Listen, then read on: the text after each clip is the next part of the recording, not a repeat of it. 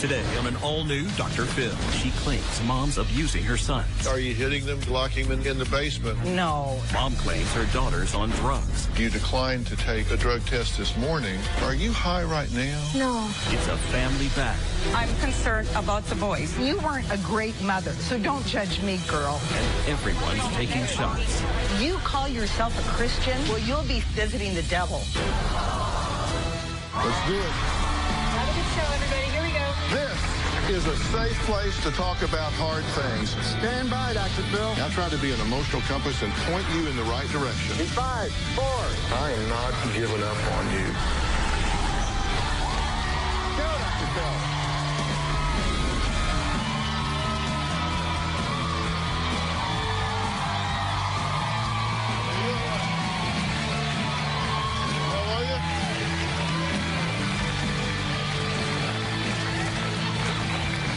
Well, surprise, surprise. Today it is a war of words. So many words that this mother and daughter have written to the show, between them, 23 times combined. Here are some highlights from daughter Brooke's emails. My mother is verbally, mentally, and physically abusive to my sons. She keeps them in the basement. Sociopath, malignant narcissist. She called bosses, landlords, saying I was a prostitute.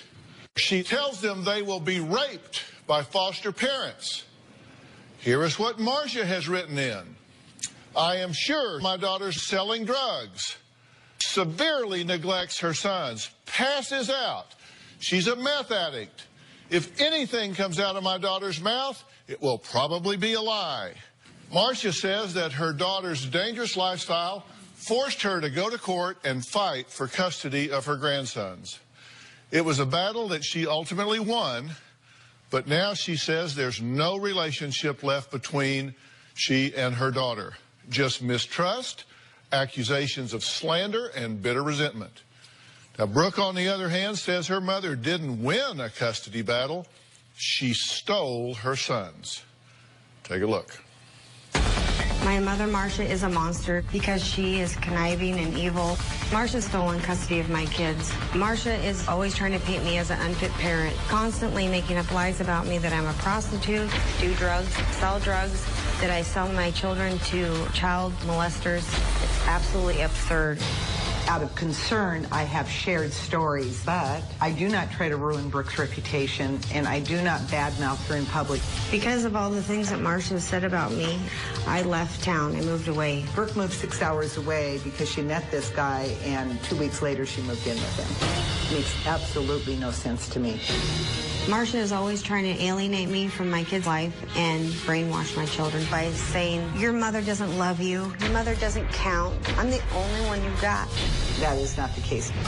Visiting my sons was like going to a prison with Marcia as the warden, monitoring our conversations, where we were going, what we were doing, and who we were doing it with. Marcia wants me to write a handwritten letter requesting to see my sons 2 weeks prior. The court has not required me to do that. That is all Marcia's doing. This had to be done because Brooke has been very inconsistent with her visitations. She expects me to change the weekends, not to give notice. Recently, my youngest son had a birthday party. When I was halfway there, I called Marcia, and she told me I wasn't invited. This was of Brooke's making. She was going to be there. Then she said she wasn't going to be there, so I told her no. Marcia's a narcissist, and she's on a crusade to ruin my life. Well, Marcia says she had no choice but to save her grandsons from the abuse she says they were suffering. Brooke is not fit to raise her sons. She's abused drugs in the past. She's been in abusive relationships with men, and Brooke hasn't abided by the court's ruling for her to drug test and take her parenting classes. In 2009, I suspected they were being abused, and that's when I stepped in. We could never prove the allegations, but Brooke had abandoned the boys in an unsafe environment where there were drugs being sold. At the time, my sons and I had no place to live, and she took the opportunity to divide us instead of helping us. Before we went to court, I tried to work things out with Marcia, but she told me that she could not talk to me and hung up. In 2009, I was able to get temporary custody of my 2 grandsons. Brooke had to do random drug testing, parenting classes, see a psychotherapist. 2 years after Marcia had temporary custody, we had a 3-day trial, and the judge ordered that I got custody of my sons. Well, that victory by Brooke was short-lived. It wasn't long before Marcia says she was actually awarded custody.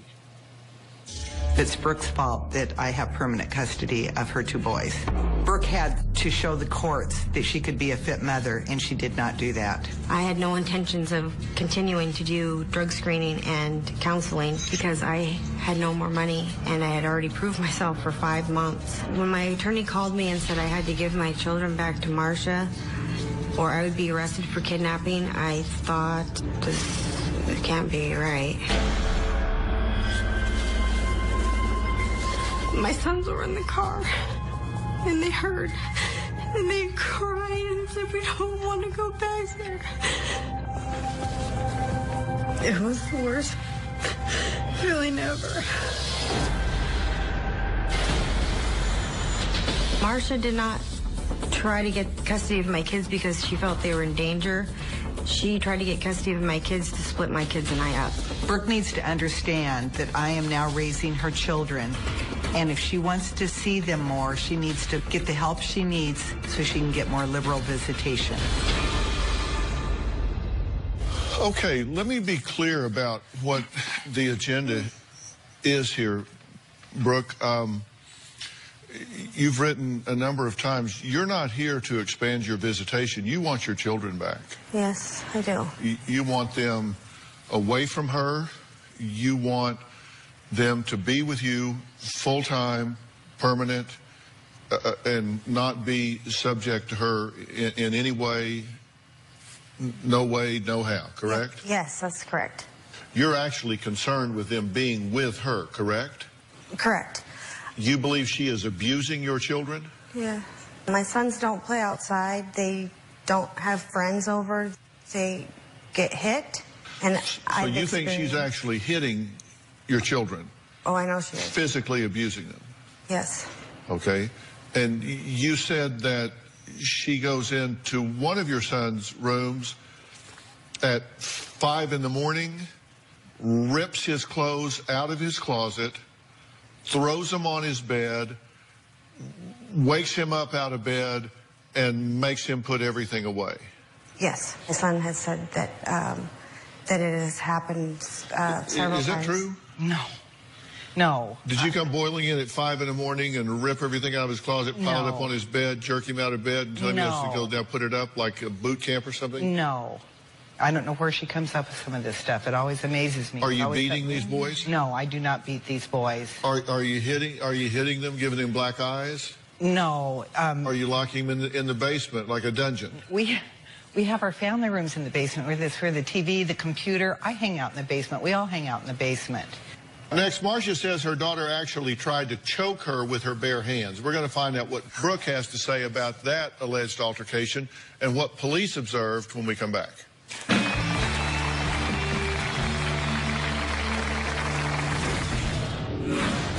You are a liar. No, I am not. You can ask my husband. You call yourself a Christian? I am. Well, you'll be visiting the devil. Dr. Phil, this is how it was. I'll tell you. This is how it is. You're Carl's 7th wife. Hello? So don't judge me, girl. Tomorrow on an all-new Dr. Phil. We are afraid our son is a kleptomaniac. These steals from neighbors. This is where I found the $1,700 cash. This kid shoplifts 3-4 times a week. Is he a bad boy He defaced a roof. He spray painted his dad's car. or a good kid When I steal something, it's in a try on the rush. with a really bad habit? This is a really nice pen. You got a pen? Yeah. Where'd you get this? That's tomorrow. I am concerned about being alone with Brooke because she has been physically and verbally violent with me. One time, she dragged me down the stairs. Twice, she's taken me by the throat and told me she was going to kill me. Another time, after I've gotten custody of the boys, she told me she would take me down until I never got up again. I avoid confrontation with Marcia because I know that she wants it to get heated and then call the police. I have never, ever, ever laid my hands on Marcia, ever. You say she attacked you and choked you. Yeah. And you had to call the police. Yeah, she put her hand up to my throat and pressed here. Okay, well, here's the incident report from the alleged choking incident. Dispatch advised that Marcia called, stated her daughter Brooke choked her during an argument. Marcia reported that her daughter walked away from the residence.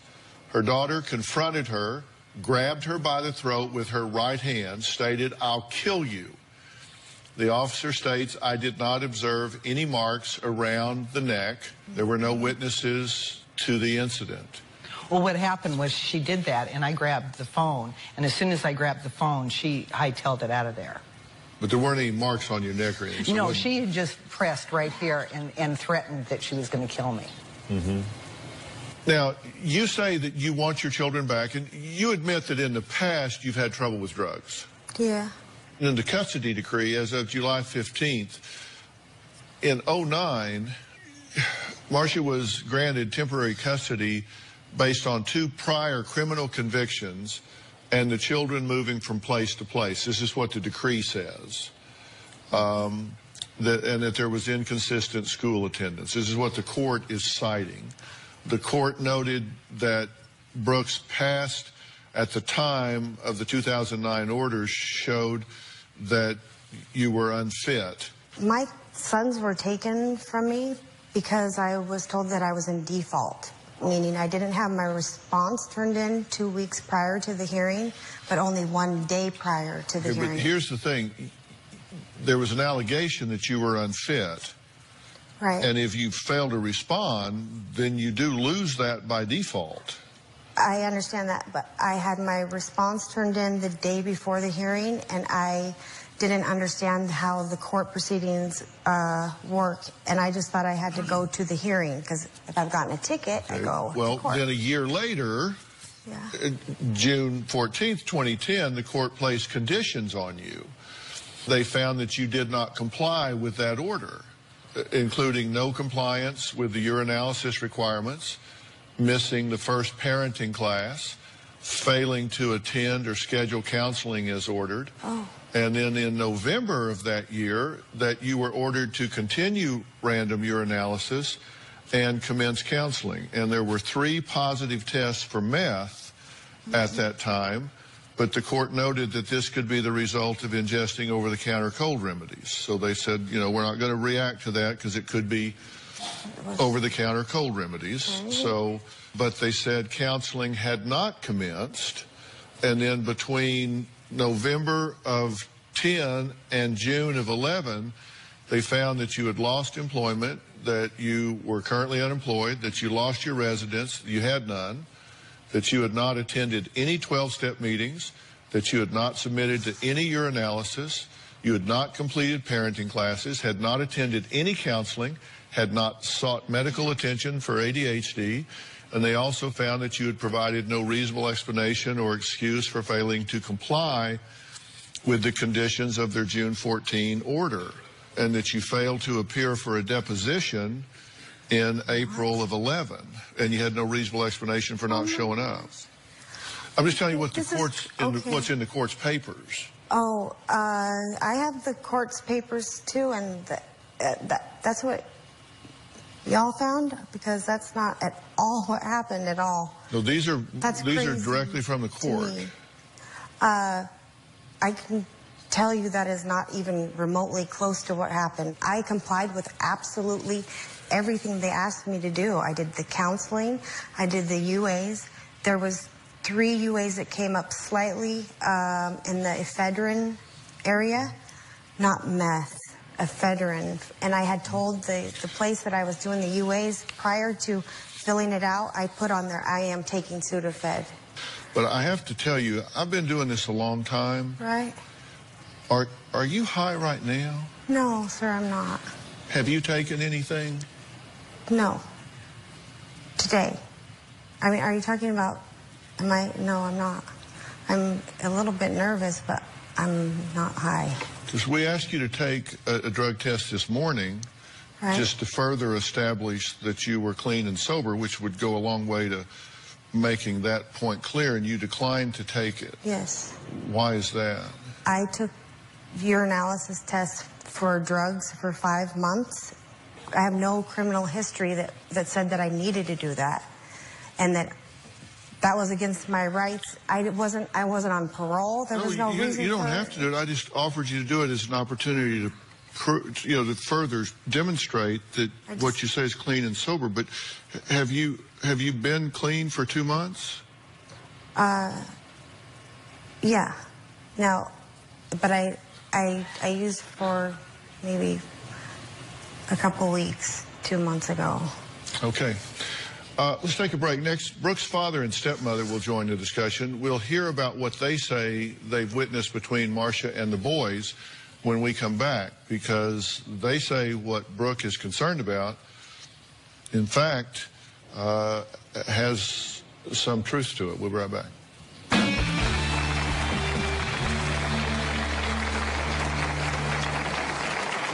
We heard Marcia yelling at the boys to shut up and to get downstairs in the basement. I feel that it's a dungeon, and it really bothered me. I don't know why Marcia is keeping us away from the boys. I feel the boys are suffering from it. Marcia is constantly trying to sabotage my relationship with my sons. For a year, my number was blocked from calling Marcia's phone. To my sons, it would look like I never called them. I did block Brooke's number so she couldn't call the boys, because Brooke will start saying very disruptive things to the boys about me. Marcia says she's afraid to be around her daughter because she is so violent. In fact, she has been forced to call the police 3 times because she felt her life was in danger. Brooke says her mother is a monster who is abusing her sons both physically and emotionally. Now, Brooke's father, Carl, will be joining us in a moment, but first, let's hear from his new wife, Vera, who says Marcia is so controlling, she cut them off in 2013 because they have a relationship with Brooke, and for no other reason. Take a look. I have experienced Marcia being verbally and emotionally abusive to the boys. We were there one Thanksgiving, and we heard Marcia yelling at the boys to shut up and to get downstairs where they belong and just to stay there. The whole time they were in the basement. It's very disgusting. I feel that it's a dungeon for them, and it really bothered me that the boys had to stay down there. In 2013, the boys were allowed to come stay at our house. One night, they were at Brooke's house, and it got really late, and the boys fell asleep on the floor. My husband said they were too tired, they wouldn't wake up, so he came home not long after that. Marcia blocked us from having any communications with these children as grandparents. I don't know why Marcia is keeping us away from the boys. I'm very upset about it. I'm very hurt about it. I feel the boys are suffering from it. Well, Vera is joining us in the audience now. Vera, I appreciate you being here, and what I want to know is if you have factual information about the treatment of these boys. When we would spend a lot of times Thanksgiving with them, the boys, they had this room that they would have to be downstairs in all the time, and the room is cold and it's kind of a dank, smells like a musty, but it's also very smelly of smoke, and the boys would have to stay down there. It was get down here, be quiet, shut up, those kind of things. And Vera, yes, it did. You are a liar. No, I am not. You can ask my husband. You call yourself a Christian? Well, you'll be visiting the devil. Dr. Phil, this is how it was. I'll tell you. This is how it is. This is how it is, Vera. You're married to a deadbeat man that never saw his daughter all the time she was being raised. He never paid child support. I heard you didn't raise your kids in the last part of their life, and you know how to. My kids and you know how to do this, really, Vera. The reputation that the two of you guys have. Yeah. This is you're Carl's 7th wife.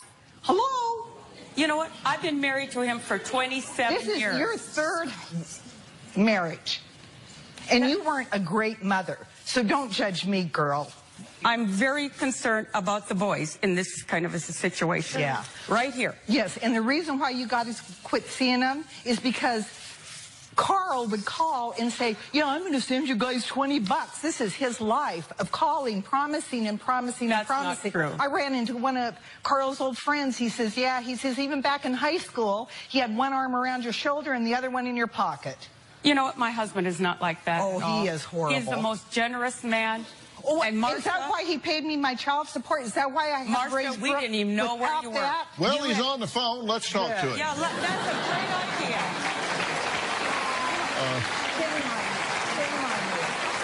I knew that she would bring up this absolute junk. Hello, Carl. Hello, Dr. Phil. How are you? I'm fine. How are you? Well, you're apparently a son of a bitch. I hear this. Yeah, well, you know, she can talk all she wants about my life, but, you know, I don't want to get into her life because I don't know how many relationships she's had and how many affairs she's had. I'm really not interested in what you adults do on your own time. Frankly, I'm really interested in what you do in interaction with the boys. And I understand that you say that you have firsthand witnessed Marsha yelling and screaming and cursing in front of the boys. Well, yes, I was there, and Marsha can vouch for this. And it was all over the boys, something to do with their toys. I'm guessing that it's the feeling of you and Brooke and Vera that because Marsha has the power and control, that she has not been a good steward of that power and control and wields it like an axe. Is that kind of what I'm hearing here? Yeah, that's true. It's not the power and control. It's just that when I was going for custody of these boys, Carl was all into it. He says, you're a great mother. You were a great mother. Now the tables have turned.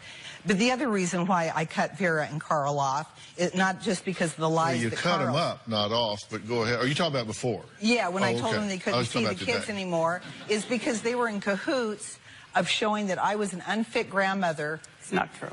So they could get custody of the boys and then turn them over for Brooke, and that would be the loophole. Not true, Marsha. Yeah, if you have to raise, which you guys haven't done, raise children, so you wouldn't understand this. Where are you getting out that I did not raise my children? Yes. I have two loving daughters. I have another loving daughter right over there that you should know how to love a daughter. I can't fathom you don't love your daughter.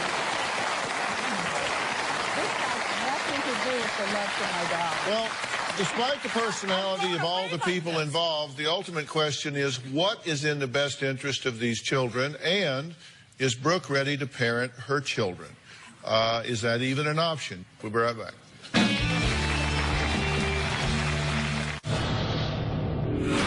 One of several reasons Brooke lost custody of the boys is because of her abuse of drugs.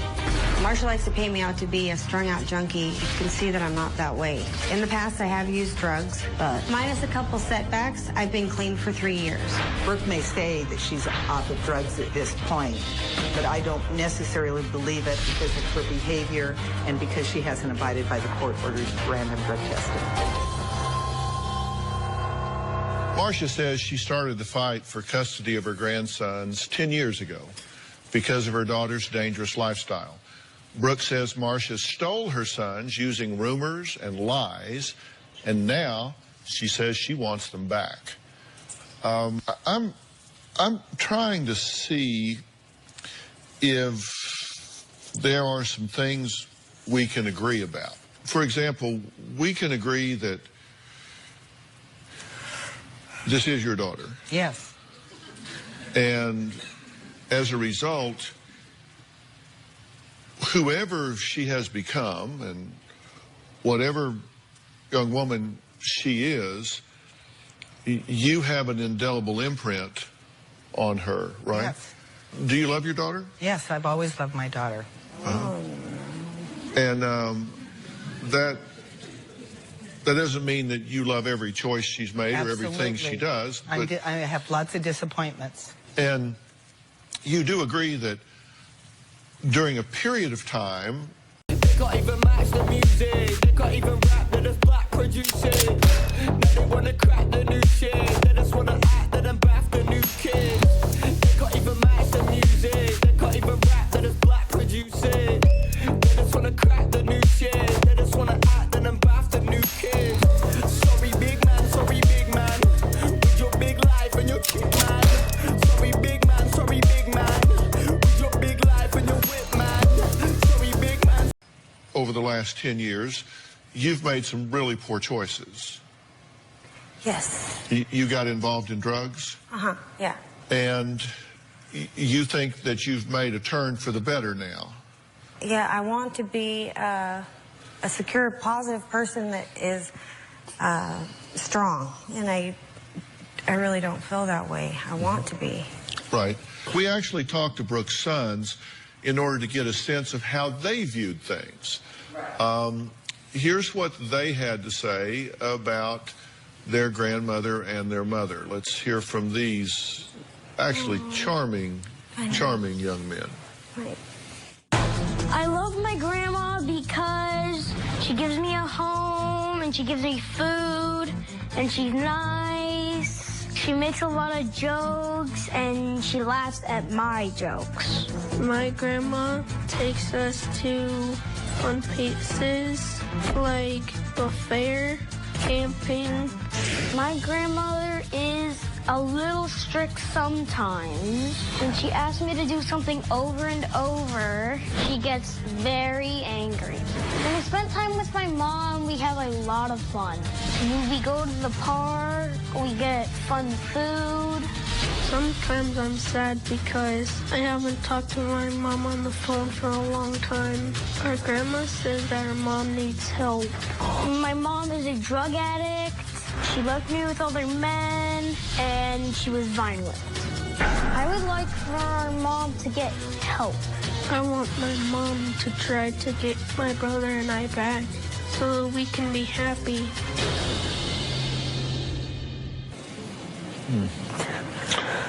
Out of the mouths of babes, it's very clear to me that they love and appreciate you very much, but they don't like everything that you do and all the things that you require of them, and that they love you very much and miss you greatly and want to have an expanded relationship with you going forward, and want very much for that to happen. And so that means that they love you both, and they want this to work out going forward. I have been under her torture and abuse and everything to see my kids, and I would never, ever, ever stop. But what are you willing to do?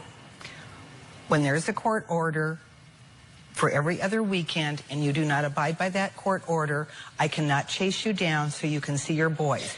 You need to show up, and you need to be on time, and you need to do it every other weekend. And if you would take your drug test and take your parenting classes like the court has ordered, you would have them from Friday till Sunday, overnights. You don't think I wouldn't love to have the boys spend a whole weekend with you, but I'm abiding by the court orders. Next, we'll talk to Brooke's ex-husband, Ron, and see what he has to say about Brooke's parenting. We'll also find out what conditions she needs to meet in order to have a chance to get her children back. We'll be right back.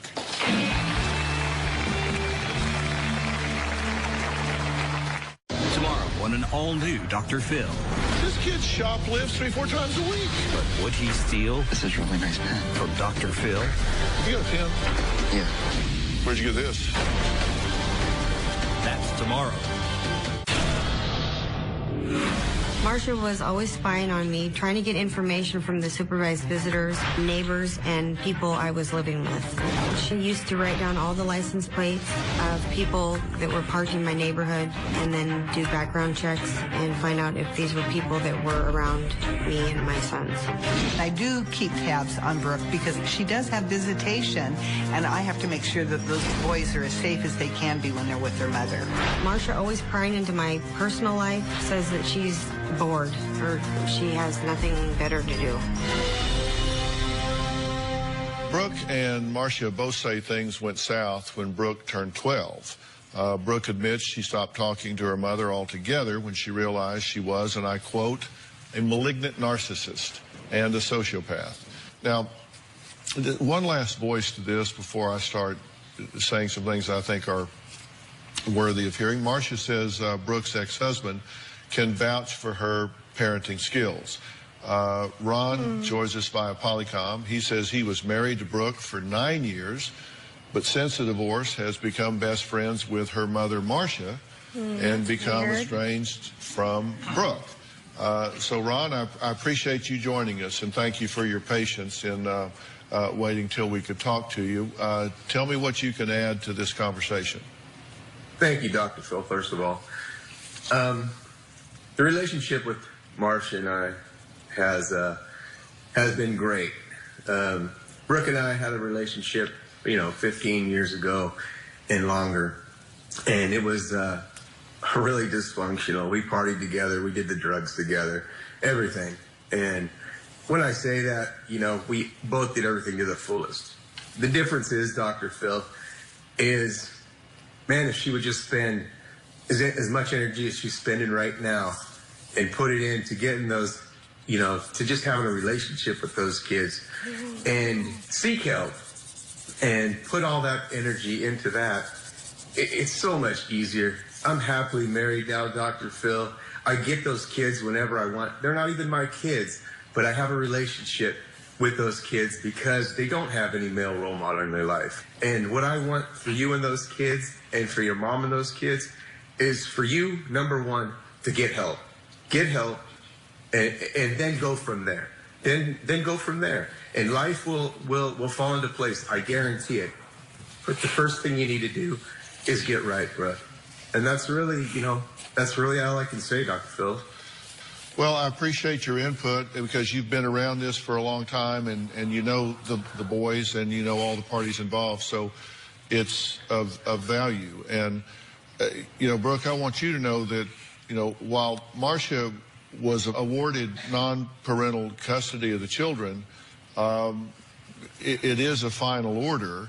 But the court can reserve some rights for the biological parent. And you can have visitation rights that are subject to conditions of the court, and you can apply to increase this visitation.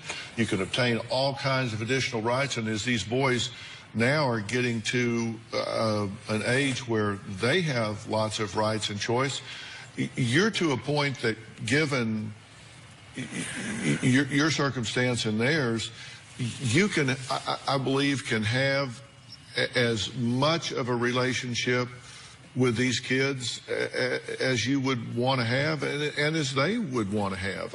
What Marcia keeps saying is there is a set of rules, and they're right here. You know what they are, and you can follow those rules, and when you follow those rules, you have a lot of runway in front of you. You have a lot of leeway of what you can do. You can maximize your role in these kids' life in a very short period of time. I mean, this isn't something that it takes a long period of time to get to. You have a lot of options right in front of you. And I'm going to talk specifically about what I think needs to happen in that regard. Let's take a break. I'm going to tell you what my plan is for this family when we come back. Do you have a story that you think I absolutely won't believe? Okay. If you think your family belongs on my show, if you even think that, you're probably right. So go to drphil.com and tell me why.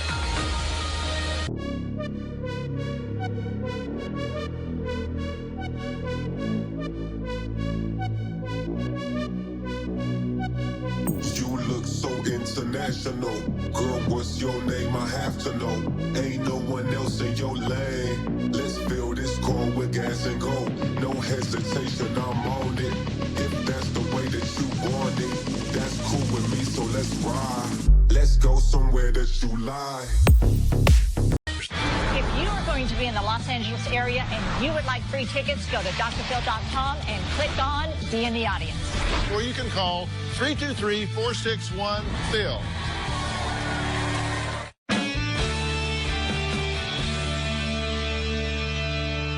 Forget about how much you dislike her or how much animus you have built up. towards her at this point, and let me point something out to you. In the state of Washington, as in every state, they have very clear in determining the function of a parent. And I have worked in the court system before, having been trained as a forensic psychologist and having to make determination as to the fitness of a parent. Okay.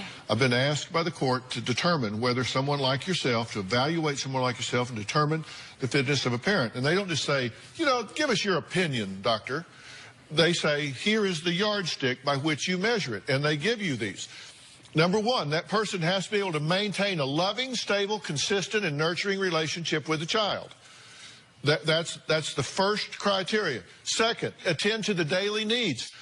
3, provide adequate education of the child. 4, develop and maintain appropriate interpersonal relationships. 5, exercise appropriate judgment concerning the child's welfare consistent with their developmental level. 6, provide financial support of the child. They go through these things. They set these out, and there are often others where they say, use these to determine whether or not this person is fit as a parent. And the truth is, right now, you would score very well on some of these and not very well on others. Would you agree? Yes. If you truly have these boys' interests at heart, then I would prescribe to each of you a very simple plan. A very simple plan. First, Marcia, you should, number one, welcome transparency. If people are saying you're abusing these kids, or you're doing this or doing that, you know what? People have nothing to hide nothing. You should welcome transparency. Number two, you should prioritize Brooke's return to health. This is your daughter. Whatever you may think, you should prioritize Brooke's return to health. That should be important to you as a mother till the day you die. You should prioritize her return to health.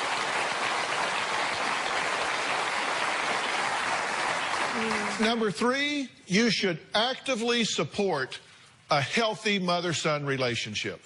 You shouldn't look for every jot and tittle to interfere or make it difficult or put a hurdle in front of her. You should actively support a healthy mother-son relationship. You should find ways to try and make this easy for them as long as it's healthy. And it is so important. And trust me, if you don't, those boys will ultimately resent you for it. You think they won't, but they will. You should actively support that. 4, you should prioritize family reunification.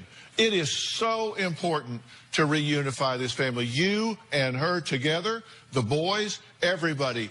You know, be the hero here. Reunify this family. And you're awful quick to point that finger, and you're going to get on somebody's face. You know, reunify this family. That's so important here. And number 5, seek and offer forgiveness.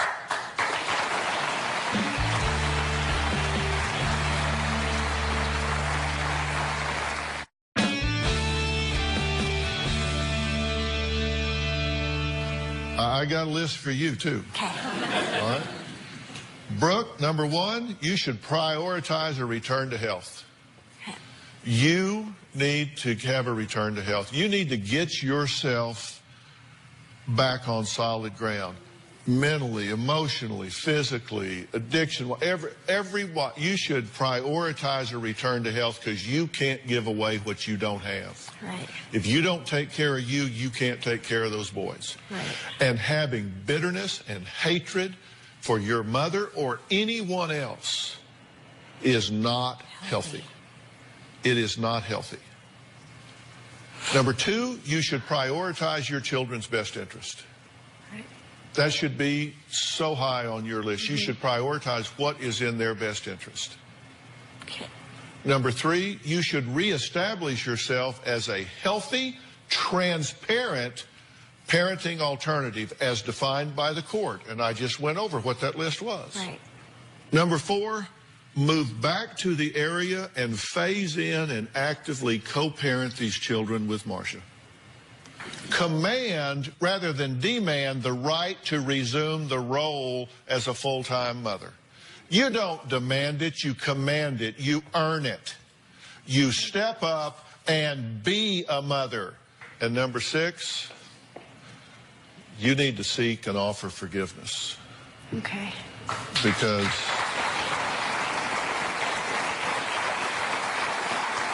all of this name calling and finger pointing and deciding that you guys want to be right fighters, somebody picks up the tab for that, Right. and it is those 2 boys. That's my list for you. Thank you. Are you an addict? Yes. Do you need treatment? Yes.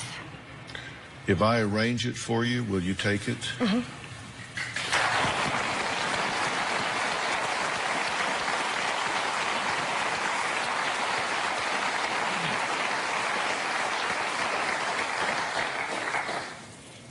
Because I don't think you're clean and sober. I think you are walking the edge. I will pick up the phone and I will call the folks at Origins Recovery Center. Okay. And I will send you to Hannah's House, which is a women's program that will deal with everything that's going on with you, and for once in your life will give you a legitimate chance to get not only your mind right, but your body right, so you can come to those boys and your mother and everybody else in this life clear-eyed, probably for the first time since you were 12, 13 years old. Okay. Do you want to do that? Yes, absolutely. Right now.